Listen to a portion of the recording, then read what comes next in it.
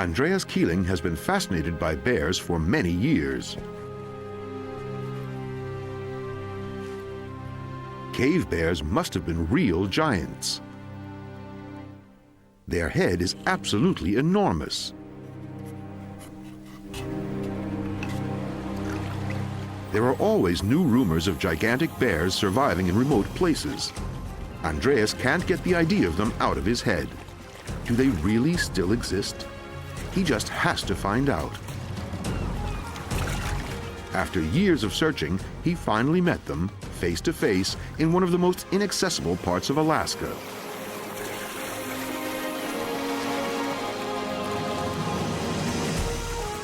He found that they really do still exist. And his reward was the best pictures he has ever taken.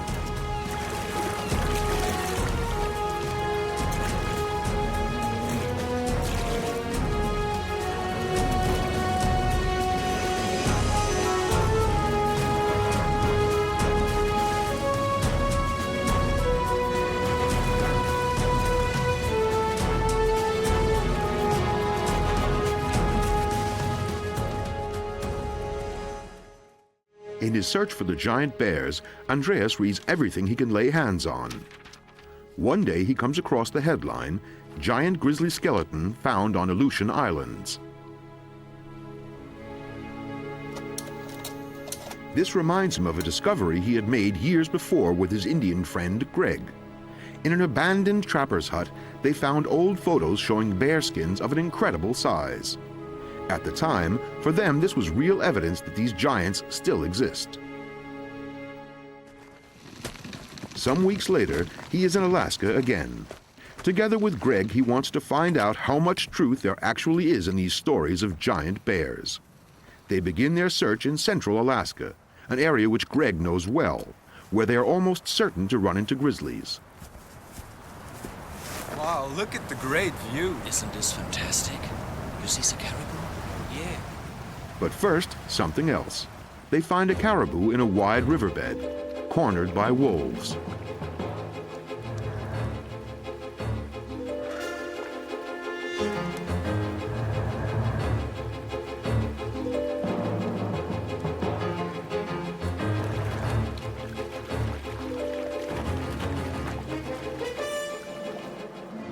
Andreas has been filming and photographing in Alaska for 11 years.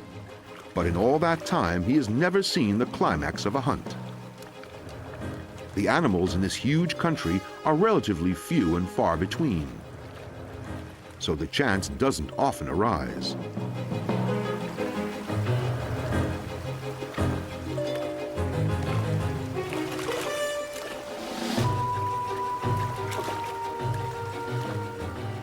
For a long time, they forget their real goal, the grizzlies. They're completely spellbound by the action. The drama is played out as if on a stage, on a stretch of the river in full view. They are amazed by the caribou's courageous defense. Wolves can't deliver a fatal bite, so they have to hunt it to exhaustion. But this time, the caribou turns the tables on them.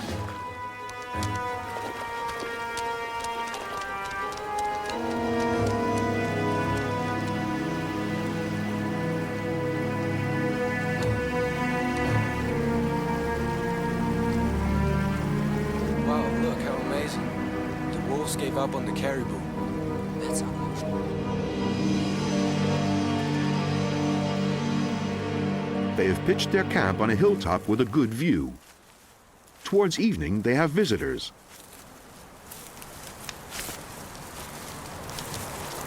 Hey, glad to meet you. You been out here long? Yeah, we got here yesterday. We were looking for grizzly bears. Yeah, just over the hill there. About 2 days. Right down here in a den, just over the ridge there. The tracks. Like that. The trapper told them that he had seen a young grizzly running pretty fast across the river. The wolves had pulled down a sick elk there, and the bear obviously wanted to take over their kill. The trapper said he had never seen the like.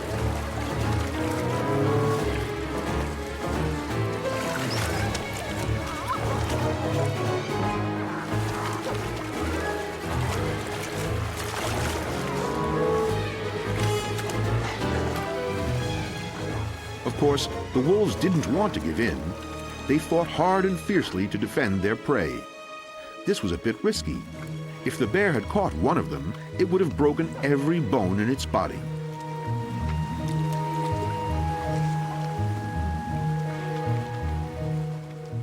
The bear was still pretty young and inexperienced. This wouldn't have happened with an adult. It was incredible. The trapper could hardly believe what he was seeing.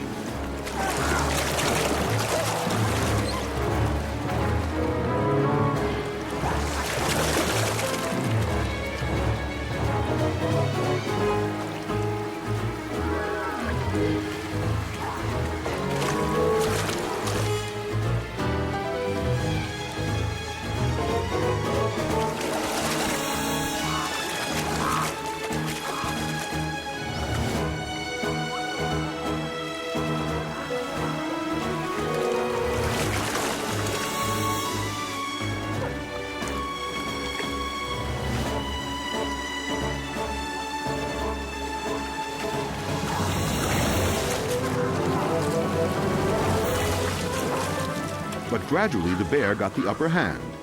Probably most of the wolves had already eaten their fill and were gradually quitting the fight. The last of them could no longer keep the grizzly at bay and gave up. The young bear had to fight hard, even for the leftover bones. There is not much to offer for grizzlies in central Alaska. In the weeks that Greg and Andreas are there, they don't find any particularly big specimens.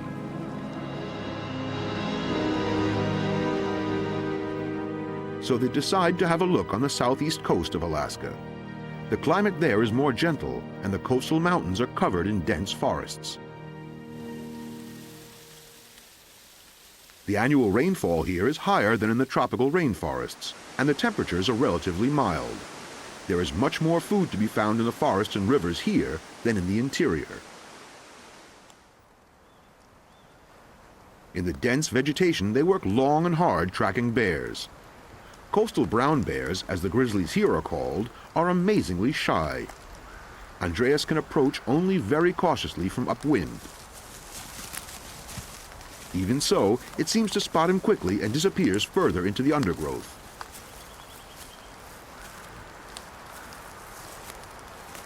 It is far from easy to follow the brown bear in the gloomy primeval forest.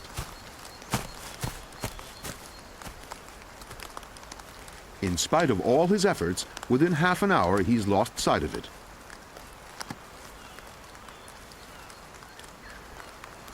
Greg has better luck. On the bank he has spotted a black bear eating something. Greg wants to find out what it has caught and creeps up cautiously.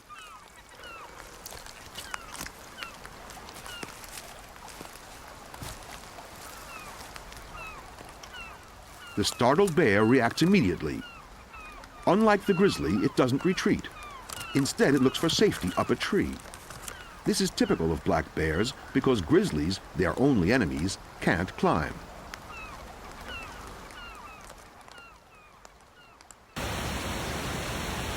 The rivers of the northern coastal rainforests pour massive volumes of water into the sea over steep rapids. During the summer months, these turbulent rivers are a favorite hunting ground for bears. For a female black bear with cubs, salmon is the most nourishing food of the year.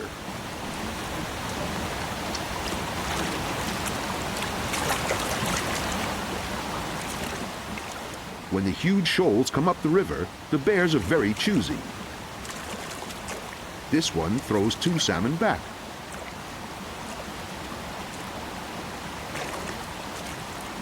Only the third is carried to their feeding place, but they won't have the enjoyable meal they were expecting.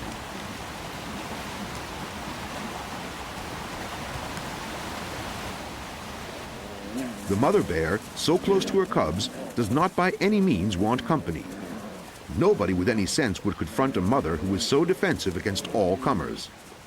But although she is physically superior, she forgets her fish and takes to her heels. The cubs, to be on the safe side, flee upstairs. Heavy rainfall has swollen the rapids to a dangerously high level. Even salmon now find them difficult to climb. More and more fish build up below the falls.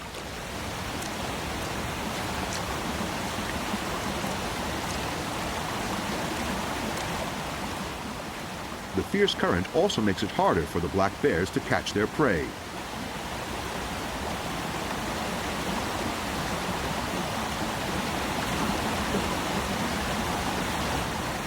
The turbulent water can be dangerous, even for them.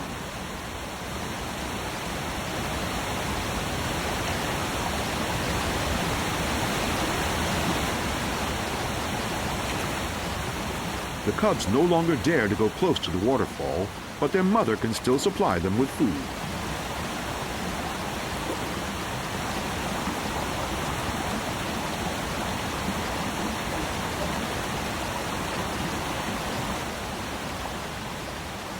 The black bears don't have the falls to themselves for long. The dense shoals of fish have attracted their larger cousins. Grizzlies suddenly appear close by. Nervously, the black bears warn their cubs with loud clicks.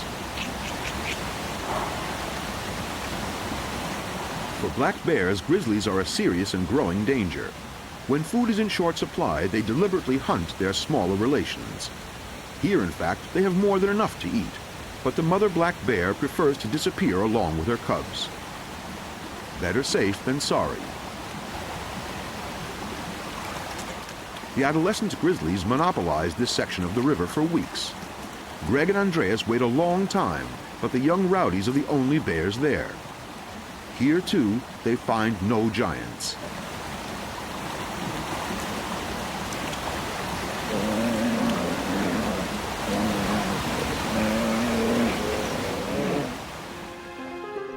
They decide to continue their search in a sailing boat.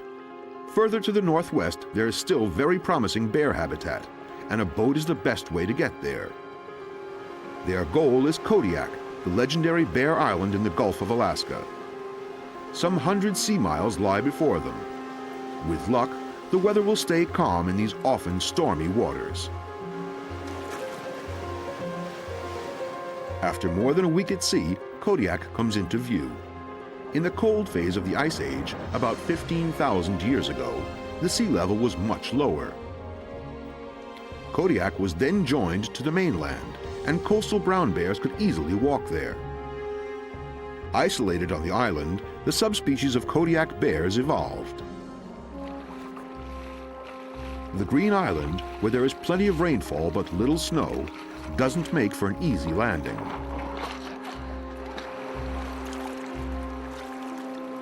Stream beds are the only way into the island.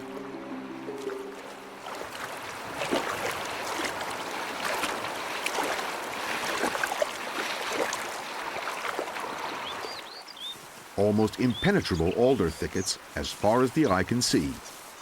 And constant rain. Searching for bears is no easier here than in the rainforest on the mainland.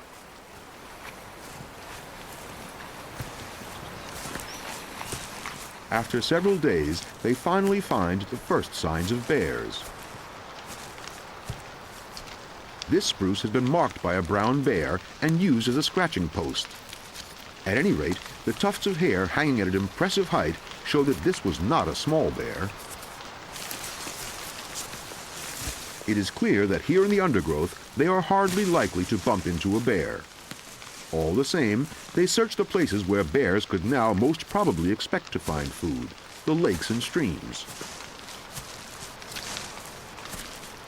And suddenly they see the first bear, which leads to an awkward moment. Andreas does not notice how the bear watches his efforts with the fishing rod with great interest. The salmon are going to improve their larder for a few days. The grizzly has his own opinion. To him, Andreas is merely a rival from whom he could steal easy pickings. This animal that they had looked for so long is suddenly much closer than they would like. It is an old male, not necessarily aggressive, but with such a powerful animal, any mistake could be dangerous. Hey, go away! Go. Go, go, go. Go away! Go! Andreas must try to show the correct mixture of calm and composure so as not to arouse the bear and also not to challenge him. This is not so easy when your knees are trembling. Conflicts like this very often turn out unfavorably for humans. All the same, Andreas is pleased that the bear is interested and has been attracted to them.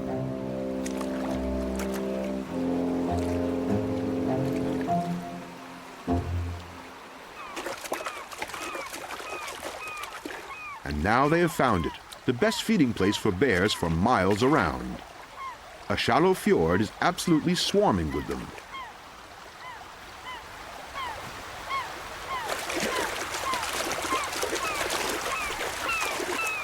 Here, the silver salmon run has begun. In all his years in Alaska, Andreas has never seen so many bears so close together. In fact, bears are loners, and the presence of so many of their kind leads to a number of small quarrels. But generally speaking, grizzlies are peaceful animals. Conditions are ideal for bears in the Kodiak Islands. An amazing number of mother bears here have 3 or 4 cubs following them. In the cold parts of Alaska, by contrast, they have at most 2 cubs. This mother has brought 3 cubs through the first 6 months. That is a heavy burden for a female because the youngsters depend on her completely for a whole year. To Andreas' surprise, the cubs eagerly try their hand at fishing. Obviously, they are imitating their mother.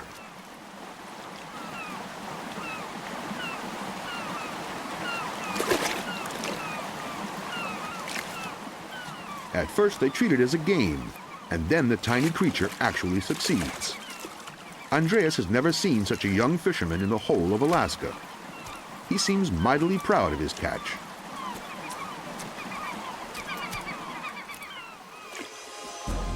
In the shallow water, salmon fishing is child's play, but some of the juveniles are still very clumsy at it.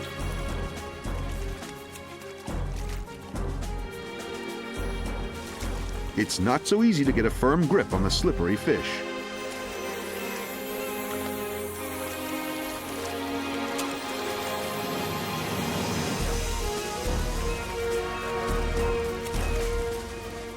Little by little, the bears come to within a few meters of Andreas and Greg. The bears take no notice of them because they are finding plenty of food and the men are keeping very still. So the huge animals allow themselves to be filmed from really close up, completely uninhibited. For years, this has been no more than a dream to Andreas. Great truck.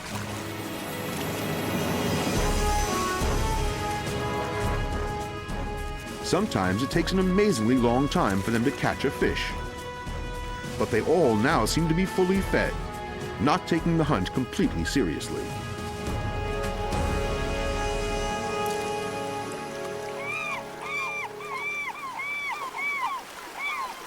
Wow, did you see that grizzly bear? That's pretty incredible. You just been like 3 yards away from me. I mean, can you do that again? You're a pretty lucky guy. Andreas has often been close to polar bears and grizzlies too, but the atmosphere was never as relaxed as it is here. Summer is a wonderful time for the Kodiak bears.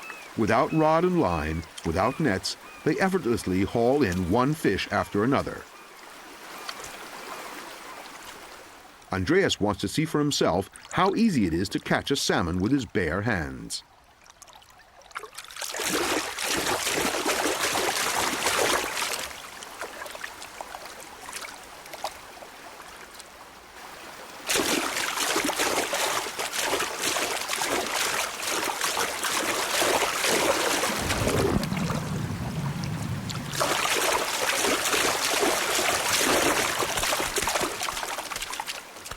It's a tricky business, but as a sporting challenge, it can be fun.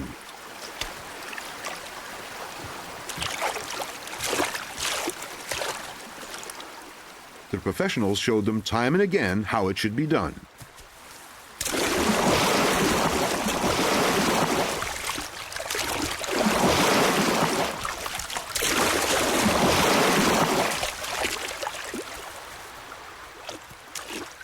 The good conditions on the islands have allowed the Kodiak grizzlies to become a particularly large and heavy subspecies of brown bear. This makes them famous and attracts many tourists to hunt them. The biggest animals are the first to fall to the guns. But there is so much food here that every year plenty of cubs are produced to replace the losses. Andreas enjoys being close to the bears, so much so that it disturbs him that hardly any really big specimens show up. All the bears gather here from a wide area. This gives a false impression of a large population, though in fact they are rather rare. Each animal needs about 200 square kilometers of habitat, and when the salmon run ends, they will be widely dispersed.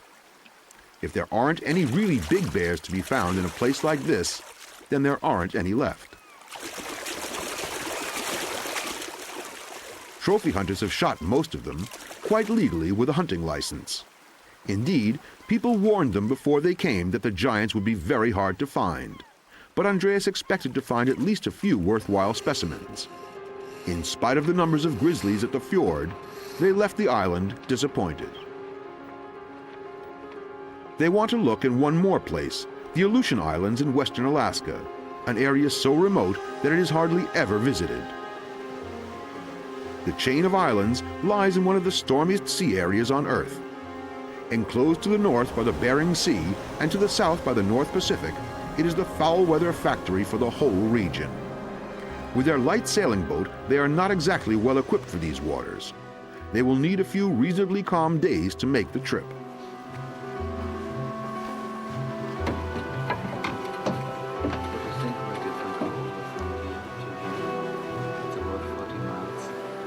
Yeah, there's no rocks. Looks pretty good there. It's a good place to start. Sea currents of as much as 8 knots do not make navigation among the islands any easier.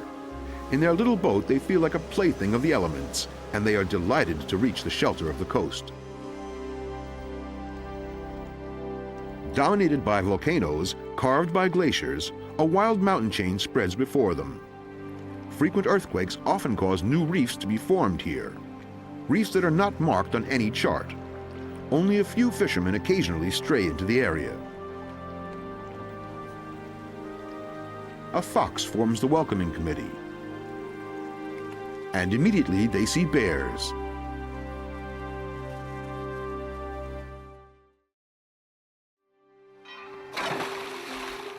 The anchorage in the bay offers protection from the waves, though the island has a tidal range of about 7 meters. At low tide, the boat is stranded. However, this is no problem because with its folding centerboard, it will lie itself gently on its side. The constantly changing tides make it essential to land with a boat. To save space, their dinghy is an inflatable. Sadly, it is irresistible to bears, which love the scent of rubber. If a bear took a bite out of the boat, it would be seriously bad news.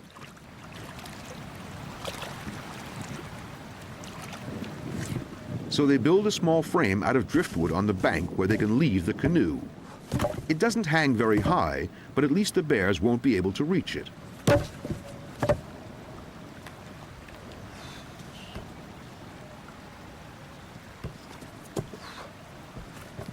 As a further deterrent, they put mothballs here and there. Bears hate the smell. It's an old trick to keep them away from a camp.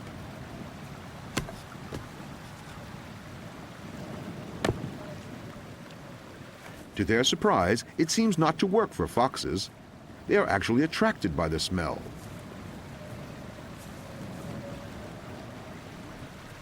Early on the first morning, they meet a large bear.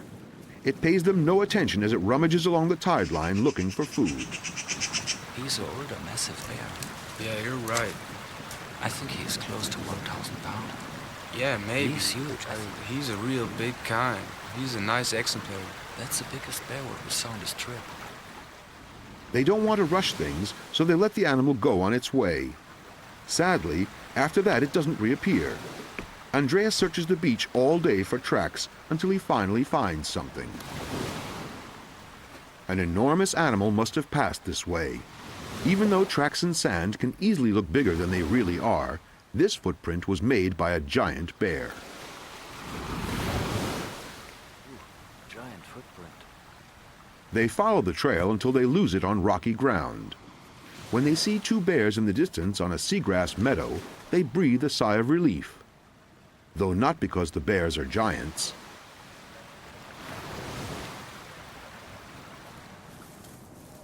They are two females who hardly notice Andreas as they graze steadily on the salt grass.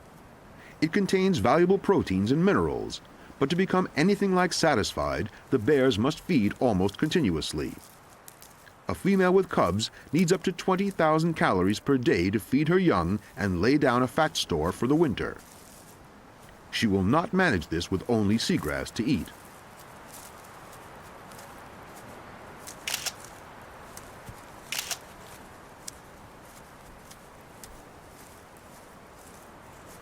Once they have seen him without showing signs of annoyance, he can cautiously follow them.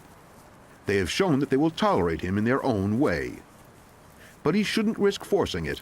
The situation can easily and very suddenly become dangerous.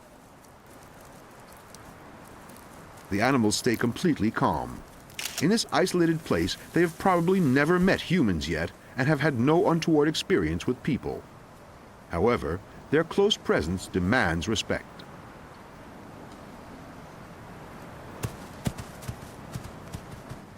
When the first humans wandered through this area 15,000 years ago on their way to North America, they must have come across fearless bears like these. And they seem to have made a deep impression on the wanderers. Their huge strength made them almost impossible for Stone Age hunters to attack, which is why many tribes included them in their mythology as godlike creatures.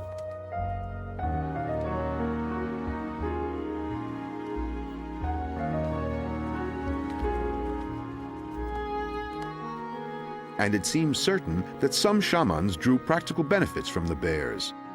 Here, one of them digs out the root of a dwarf willow to eat. Shamans who studied the plants closely learned something astonishing. The roots contain an effective painkiller. They are rich in acetylsalicylic acid, the active agent in aspirin. Some tribes have known the uses of these roots and other medicinal plants for a very long time. They learned them from the bears. For the red foxes, Andreas is apparently like some strange predator worth watching. He might occasionally drop a few scraps, so they follow him all day. It's a particularly hard time of year for them. There are no mice or lemmings, and even birds' nests are scarce on this part of the coast.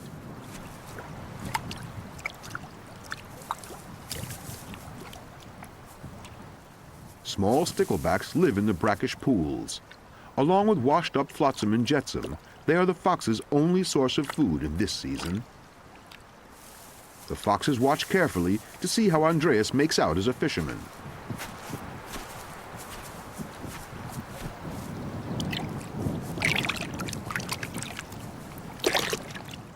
The little sticklebacks are easier to see from his vantage point, and he has no great trouble in catching a few.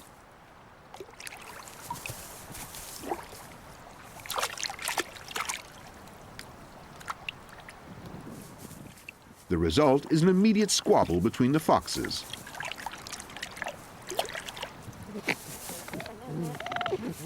And Andreas quickly abandons his role as the great benefactor. They never set eyes on the bear with a huge footprint, in spite of days of searching. They decide to sail further.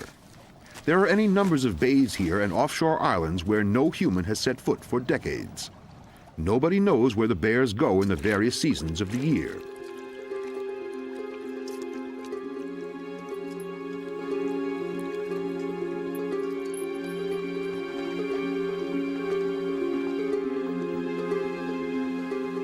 Years ago, a fisherman told Andreas about great coastal brown bears that swim from island to island to raid seabird nests. An interesting story, and completely believable given the wealth of bird life in these parts. This island is settled mainly by herring gulls and glaucous gulls. The cold water and strong currents all around are among the richest in the world for fish. It is an ideal breeding and rearing place for countless seabirds. An island with tens of thousands of birds' eggs and chicks would provide bears with a reliable source of food.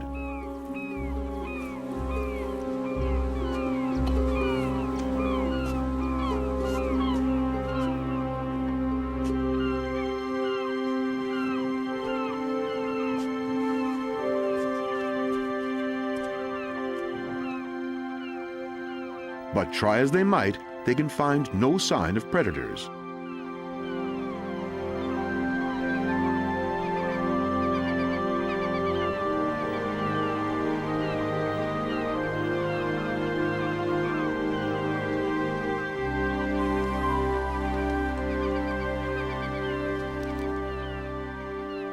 The adult birds are not particularly nervous, and the chicks in the nests show hardly any fear of humans.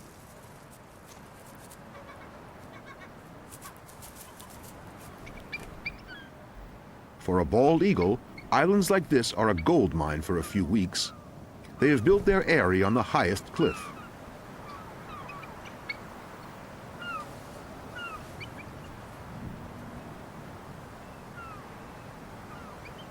They feed their offspring exclusively on puffins, which have a large breeding colony on the island. The birds seem to live here undisturbed by any larger predator. Next to the familiar puffins, Andreas and Greg find a colony of rare crested puffins. Their ornithological enthusiasm has unfortunate consequences. On days when the moon is full, the tidal range is especially high. Andreas anchored their boat too close to the shore, forgetting about the tide as they landed. When he finally thought of it again, it was far too late. The keel was not raised and the rudder still mounted.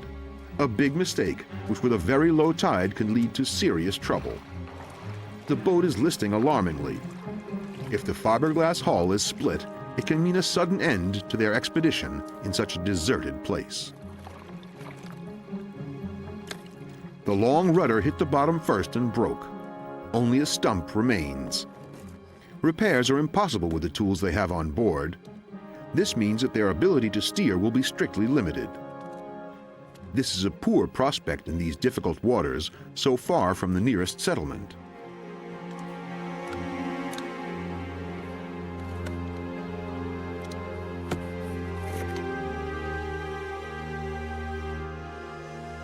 But in the next bay, they forget such minor technical matters. The mudbanks are covered with bear prints. There are deep holes dug in the mud and huge numbers of mussel shells scattered everywhere.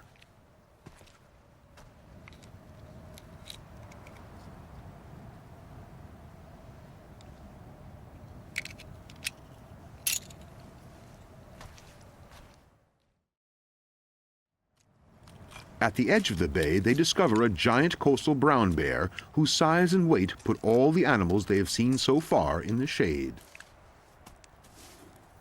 Finally, there it is, the giant grizzly for which they have been hunting for so long. A huge male, certainly more than 20 years old and weighing far more than 1,500 kilograms. And what does he eat?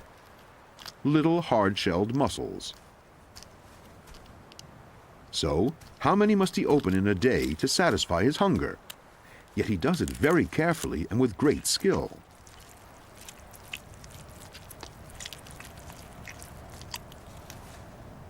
Towards the men he is hesitant, almost suspicious.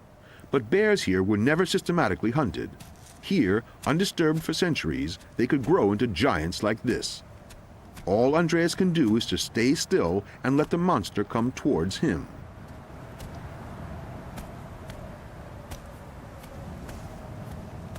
After all the many bears that he has met out here, Andreas is now quite nervous, struggling to keep himself under control. But the enormous animal is not especially interested in him. It has checked out his scent and now calmly devotes itself once more to the mussels. Elsewhere, salmon or rich pastures attract the bears, but here it is the mussel beds. At low tide, grizzlies are digging everywhere, satisfying their hunger with seafood. In these islands, the big salmon runs take place in late summer. Apart from grass and mussels, there is not much for bears to eat here during the warm months of the year, but they manage the best they can with what there is. It is an advantage to be equipped with all-purpose teeth and a strong stomach. True carnivores would go hungry here, and herbivores, on the other hand, couldn't do a thing with the seasonal supplies from the sea, such as fish and shellfish.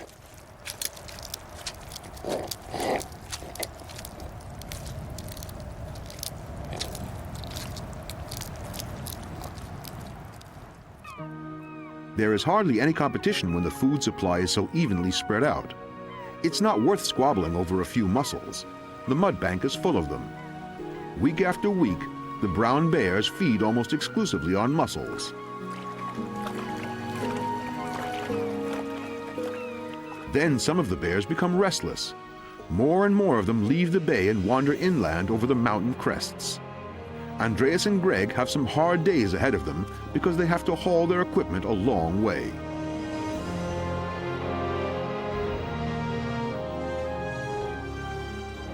But it looks as if something is about to happen, and they certainly want to stay with the bears. The breeding season is starting.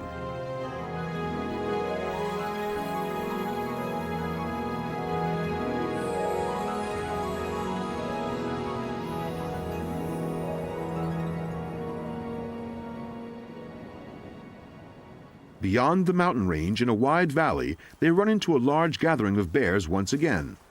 The plains provide juicy pasture, which means good food. Places like this bring the loners together, as do other abundant feeding areas. And, in the season when there are plenty of receptive females about, feeding grounds become important places to get acquainted. Even though the breeding season lasts for several months, each individual female is in heat for only about 3 weeks.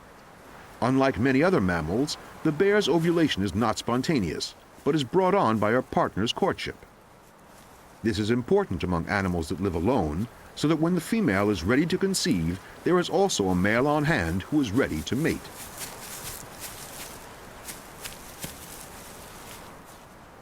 But because the females spend several years raising their young, only about a third of them are receptive in any 1 year, and they allow mating on only 3 or 4 days. This leads to fierce competition among the adult males.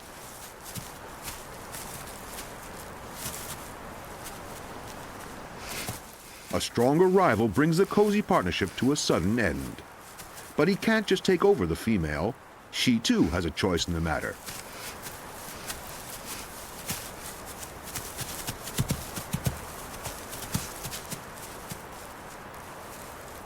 He is left empty-handed when the pair moves on again.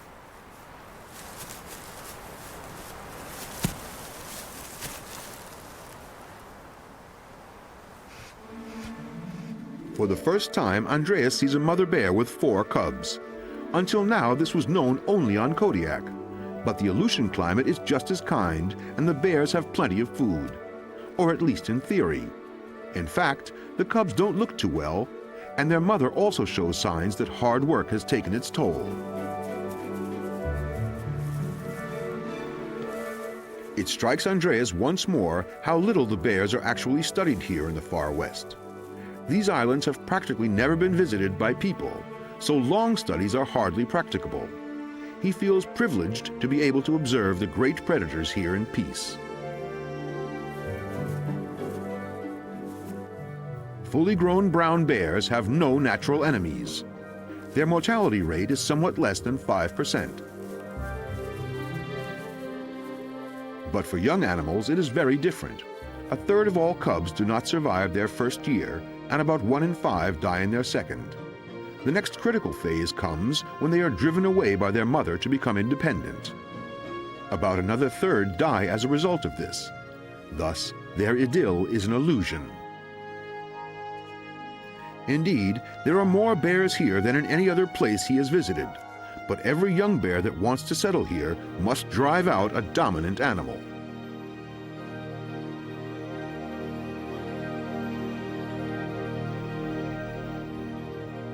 In August, the days become noticeably shorter. The first northern lights flicker hesitantly in the night sky.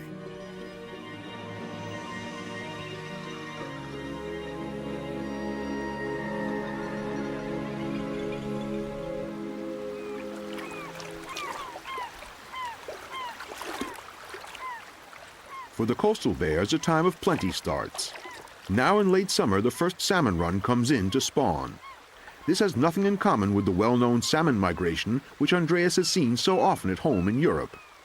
Pink salmon hardly leave salt water to breed, and sometimes spawn while they are still in the tidal reaches of the fjord.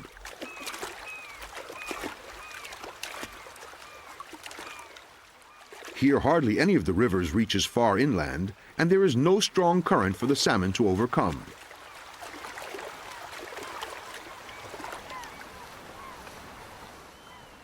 This little bay, still filled with salt water by the tide, is the end of the fish's journey. For Andreas, this is fine because he won't have to haul the heavy film equipment very far.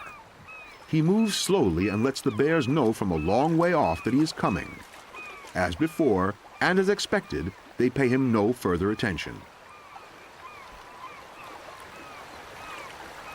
Round his boots, salmon swarm everywhere, eagerly searching for a partner or a good place to spawn.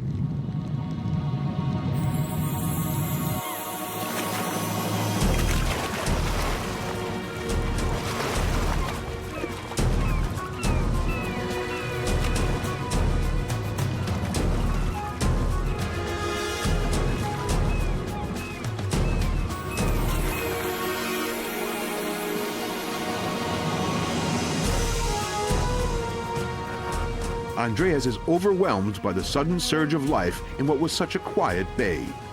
It has always been his dream to film grizzlies against such a glorious backdrop.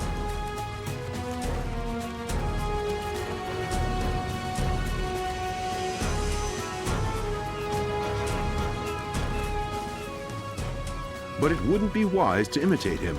Only someone who can safely predict the reactions of the bears should try to film them so free and unprotected. After all these years, Andreas can judge what frame of mind they are in, and generally take good care to keep them peaceful.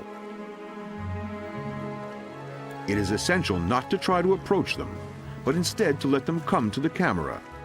That way there is no surprise, and the photographer offers no cause for alarm.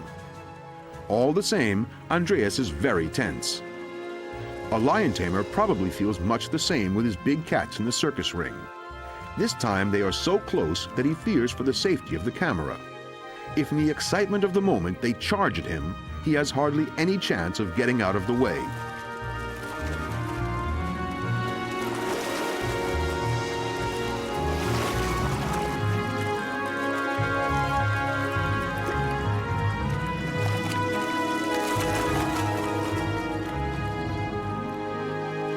The salmon here are not restricted as they would be in a river, and in theory can easily escape the hunters. By far the most attacks are in the first days of the run, when the fish are not yet completely exhausted.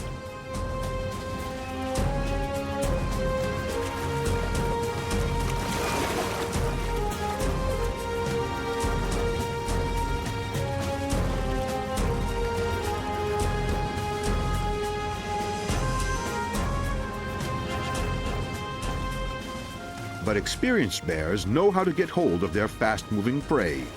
They drive them into shallow water near the bank, where they are stranded and can't escape.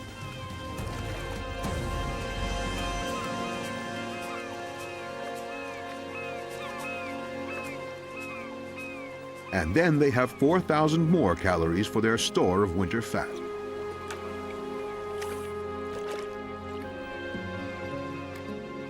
In the early afternoon, the bay gradually becomes quiet. Most of the bears have filled their bellies and retreated. Only a couple of adolescents still tussle in the water, but even they are full and lethargic. The mother can now provide her young with so much fat fish and milk that they put on several kilos in weight every week. At the age of 10 months, some bear cubs weigh up to 50 kilos.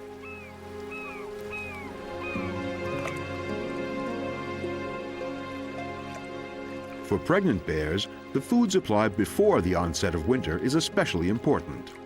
Embryos develop normally only in females who have built up a large enough reserve of fat. If they are poorly nourished, the embryos will die.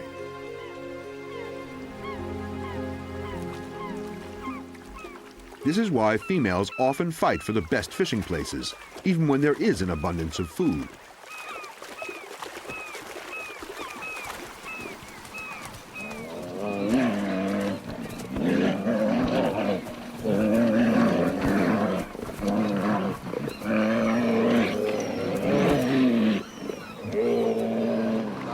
New snow lying on the mountains suggests that the bears will soon be hibernating. Andreas and Greg decide to set up a base camp. There seems pretty nice. We could use it as our base They are back on the mainland and go back to work near Greg's home village. Greg knows of bears' dens which are visited every year in the fall, far up on the north slope of the mountain. Strangely enough, bears choose cold dens for their hibernation. In high places, they are protected against a thaw that comes too soon.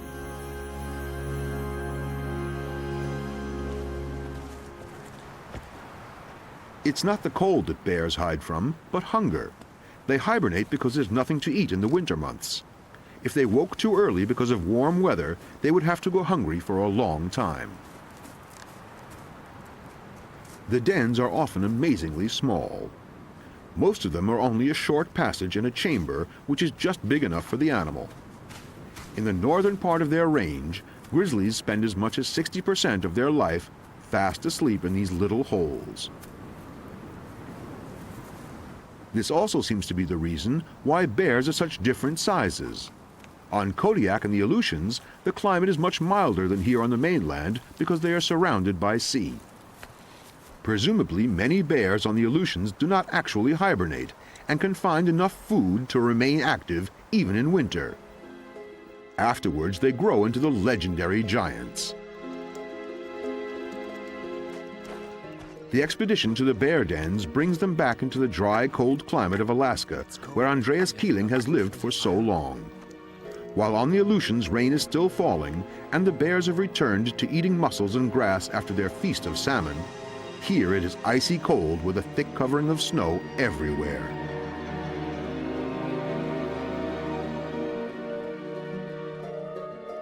Soon the sun will no longer rise, not even at midday. They spend their last days in the wilderness under the northern lights.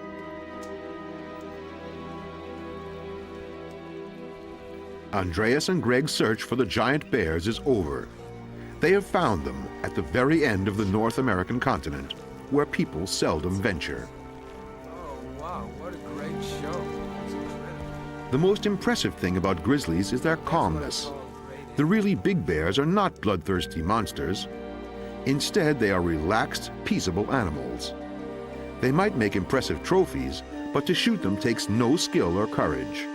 It's better to let them live on undisturbed.